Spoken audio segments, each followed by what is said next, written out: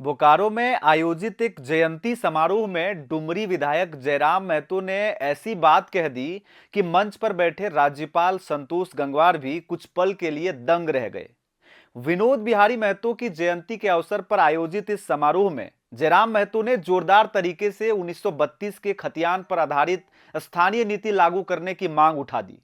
उन्होंने सीधे और करबद्ध रूप में राज्यपाल के सामने कहा कि यह नीति वर्षों से राजभवन में अटकी पड़ी है महोदय, और ऐसा लगता है इसी पुनीत कार्य के लिए आपको झारखंड में ईश्वर ने भेजा है। हमें आशा है अब इसे महामहिम जरूर लागू करेंगे, जिससे सबका भला हो जाएगा। अरसे से लंबे वर्षों से स्थानीय नीति लटकी हुई है महामहिम, और आपके राजभवन में ही लटकी हुई है।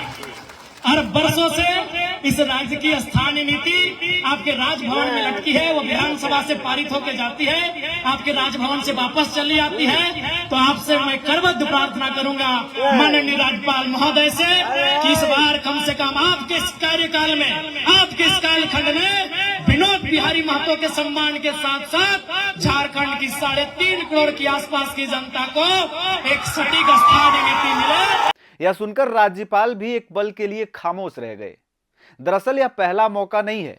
जयराम महतो का उत्थान ही इन्हीं आंदोलनों से माना जाता है। मार्च 2025 में भी जयराम महतो ने झारखंड विधानसभा में इस मुद्दे को उठाया था। उनका तर्क साफ है कि जब तक राज्य स्थानीयता की स्पष्ट परिभाषा तय नहीं करेगा, तब तक सरकार की योजनाएं यहां के आदिवासियों और मूल निवासियों तक सही तरीके से नहीं पहुंच पाएगी। जयराम महतो का कहना है कि झारखंड का निर्माण ही इसी उद्देश्य से हुआ था, ताकि यहां के आदिवासी और मूल निवासी नौकरियों और संसाधनों में प्राथमिकता पा सकें। गौरतलब है कि झारखंड सरकार ने पहले ही 1932 के खतियान को स्थानीय नीति का आधार बनाने का फैसला किया था। विधानसभा से यह प्रस्ताव पास भी हो चुका है, लेकिन अब तक यह नीति प्रक्रियाधीन है और लागू नहीं हो सकी है।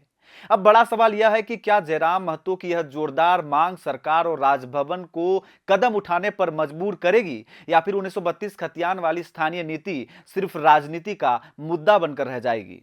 हमें कमेंट करके जरूर बताएं।